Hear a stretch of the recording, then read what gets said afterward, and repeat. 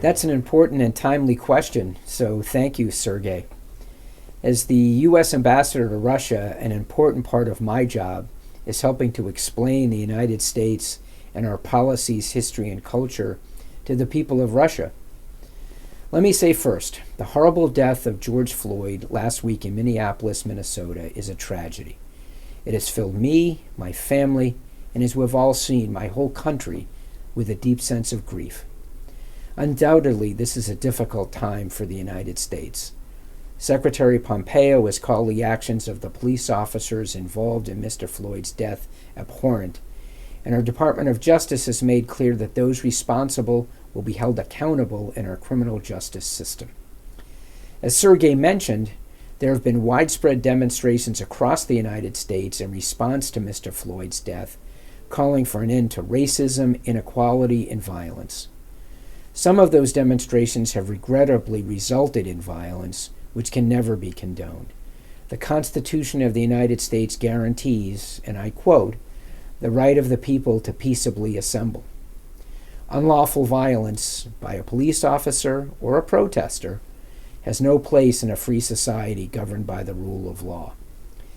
What may not be clear, however, from the media coverage you've seen, Sergey, is that the majority of protesters in the United States, in fact, are peaceful. That means thousands of Americans are standing up and speaking out in support of each other and of improving our country. That is the hallmark of a true democracy and has been a recurring theme in American history since we declared our independence 244 years ago.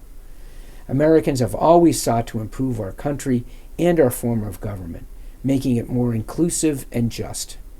But that process has not always been pretty, nonviolent, or linear.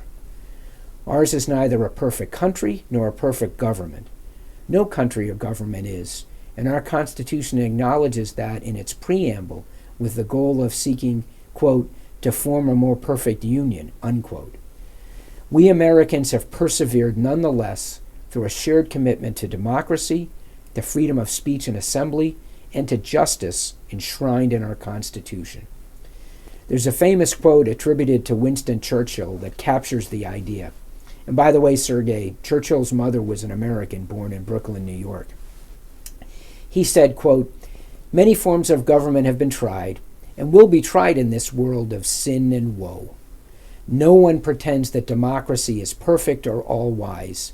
Indeed, it has been said that democracy is the worst form of government except for all those other forms that have been tried from time to time, unquote. So that is what you're seeing on the news and online from the United States, Sergey. And in answer to your question, you may not agree with everything you learn about the United States, but I hope you'll join me and my fellow Americans in a renewed dedication in this world of sin and woe to the principles of democracy, freedom, and justice.